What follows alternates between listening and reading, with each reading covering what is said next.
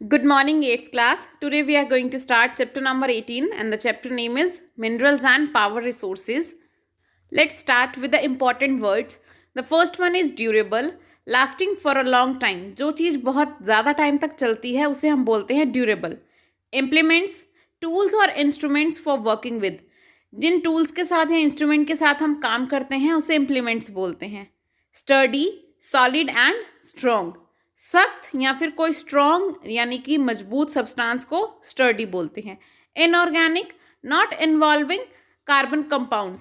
जिस चीज़ में carbon compounds नहीं होते वो इनऑर्गेनिक होती है. Lustre, shining surface. जो चीज़ या जो सरफेस चमकता है उसे बोलते हैं लस्टर. कॉन्सेंट्रेशन, अकरेंस और प्रेजेंस. किसी चीज़ का होना उसे बोलेंगे कॉन्सेंट्रेशन. Extraction, taking out. बाहर निकालने को बोलते हैं एक्सट्रैक्ट करना.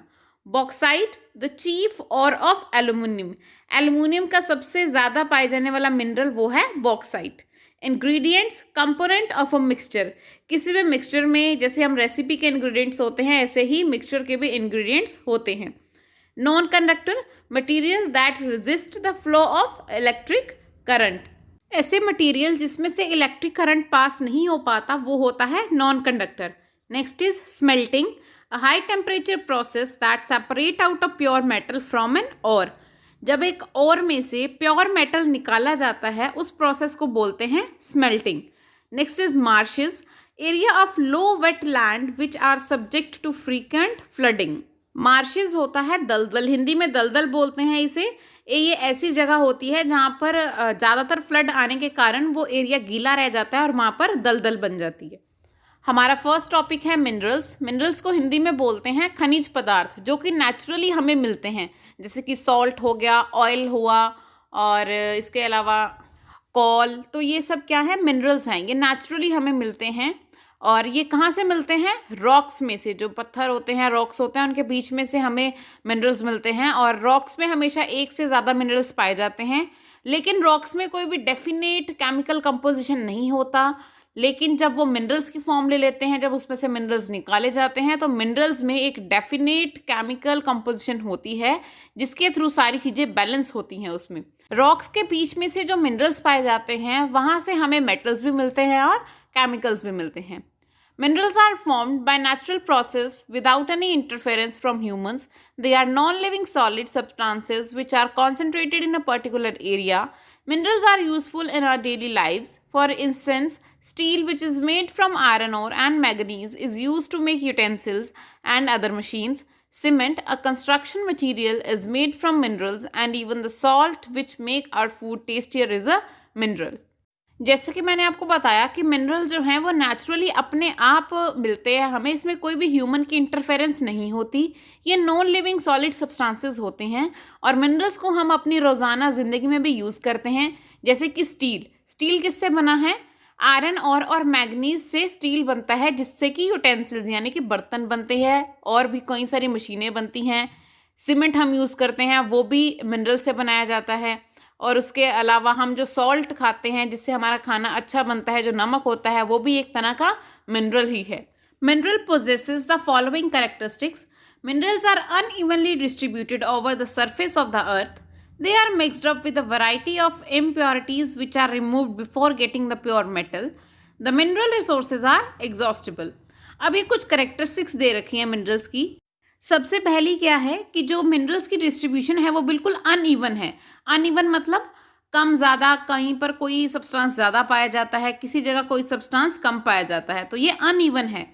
सेकेंड इज कि इसके अंदर मिनरल के अंदर बहुत सारी इम्प्योरिटीज़ होती हैं, तो प्योर मेटल निकालने के लिए ये सारी इम्प्योरिटीज़ को रिमूव करना पड़ता है. Third is mineral resources are exhaustible, कि जो मिनरल रिसोर्सेज हैं ये एग्जॉस्टिबल यानी कि ख़त्म होने वाले हैं. ये ऐसा नहीं है कि ये इनएग्जॉस्टिबल हैं. इनएग्जॉस्टिबल का मतलब होता है जो कभी ख़त्म नहीं हो सकता, लेकिन मिनरल्स जो हैं एक एग्जॉस्टिबल हैं, ये ख़त्म हो सकते हैं. Next topic is types of minerals. Minerals are natural inorganic substances. They may be made of one or more elements. Minerals vary in their physical properties like color and hardness as well as chemical properties like their composition and their use. तो minerals क्या हैं, natural inorganic substances हैं. Inorganic मैंने आपको बताया था जिसमें chemical compound नहीं होता, वो इनऑर्गेनिक होता है. तो मिनरल्स क्या हैं? नेचुरल इनऑर्गेनिक सब्सटेंसेस हैं जो कि एक या एक से ज़्यादा एलिमेंट के से बने हुए हैं।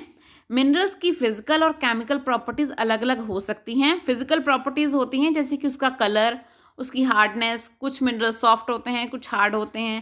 केमिकल प्रॉपर्टी होती है कि वो किस तरह से बना है और उसका यूज़ क्या क्या है। Next is most minerals can be identified due to their specific color, like coal is black while diamond ranges from colorless to black. They may be soft like talc or hard like diamond. They may be soluble like salt or insoluble like iron. बहुत सारे minerals ऐसे हैं जो कि अपने colour के according पहचाने जाते हैं, जैसे कि कोयला होता है जो उसका कलर ब्लैक ही होता है हमेशा। उसके अलावा डायमंड का बताया है, जैसे कि डायमंड कलरलेस से ब्लैक कलर के बीच में आपको मिलेगा, या तो उसका कोई कलर नहीं होगा या वो ब्लैक होगा। और मिनरल्स जो हैं वो या तो सॉफ्ट होते हैं जैसे कि पाउडर की तरह सॉफ्ट होंगे, या फिर डायमंड की तरह हार्ड होंगे। और मिनरल सॉलेबल हैं जैसे कि घुल जाते हैं, सॉल्ट की तरह घुल जाते हैं। और कुछ मिनरल्स ऐसे भी हैं जो इनसॉलेबल होते हैं। इनसॉलेबल मतलब जो किसी में मिक्स नहीं होते, जैसे कि iron. On the basis of their composition, minerals can be classified as follows. Composition के बेस पे मिनरल्स को दो तरीके में बांटा गया है। पहला है मेटालिक मिनरल्स, दूसरा है नॉन मेटालिक मिनरल्स। सबसे पहले पढ़ेंगे metallic minerals. They are found as ores. We get metals like gold, copper, iron, etc. from these minerals. Most of these metallic minerals are found in igneous and metamorphic rocks. The metallic minerals are hard and have luster. Metals are hard substances that conduct heat and electricity. They have a characteristic shine. They are malleable and can be beaten into various shapes. They are ductile and can be drawn into wires. जो metallic minerals होते हैं वो ores में से निकलते हैं। ओर होता है ऐसा पत्थर जहाँ पे ज़्यादातर मात्रा पाई जाती है किसी भी मिनरल की। और इस मेटालिक मिनरल्स में से हमें बहुत सारे मेटल्स मिलते हैं जैसे कि गोल्ड, कॉपर, आयरन, और इसके अलावा और भी बहुत सारे। जितने भी मेटालिक मिनरल्स होते हैं ये ज़्यादातर हमें इग्नियस या फिर मेटामॉर्फिक रॉक्स में से मिलते हैं। मेटालिक मिनरल्स हमेशा हार्ड होते हैं यानी कि सख्त होते हैं, और लस्टर होता है यानी कि इनमें थोड़ी शाइन होती है। और जो हमारे मेटल्स होते हैं ये हार्ड सब्सटेंस होते हैं जो कि गुड कंडक्टर हैं हीट के और इलेक्ट्रिसिटी के। इनकी कैरेक्टरिस्टिक्स क्या हैं कि ये भी शाइन करते हैं और ये मेलेबल है। मेलेबल मतलब इन्हें बीटन करके किसी भी शेप में लाया जा सकता है। जैसे कि गोल्ड और आयरन देखते हो आप, गोल्ड के कितने सारे डिज़ाइन बन जाते हैं, आयरन से कितना कुछ बनाया जाता है, तो ये किसी भी शेप में कन्वर्ट हो सकते हैं। उसके अलावा ये डक्टाइल भी होते हैं। डक्टाइल मतलब किसी भी थिन यानी कि पतली वायर के बीच में भी ये आ जाते हैं। Next is the metallic minerals can be further divided into two types, ferrous and non-ferrous. The ferrous minerals contain iron like iron ore, manganese and chromite. The non-ferrous minerals do not contain iron but may contain some other metal like gold, silver, copper और lead.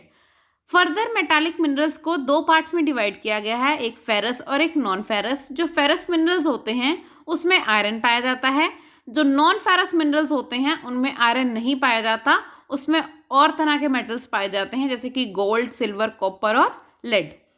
उसके बाद है non metallic minerals. अब जैसे कि metallic minerals igneous और metamorphic rocks में पाए जाते थे, नॉन मेटालिक मिनरल्स कहाँ पाए जाते हैं? सेडिमेंट्री रॉक्स में। मेटालिक मिनरल्स में मेटल्स पाए जाते थे और नॉन मेटालिक मिनरल्स में कोई भी मेटल नहीं पाया जाता। इसमें लाइमस्टोन, माइका और जिप्सम जो कि नॉन मेटालिक मिनरल्स के एग्जाम्पल हैं। उसके बाद फ्यूल भी आते हैं इसमें, जैसे कि कोल, पेट्रोलियम, ये भी नॉन मेटालिक मिनरल्स हैं। और ये जितने भी फ्यूल्स हैं इन्हें हम as a source of energy use करते हैं।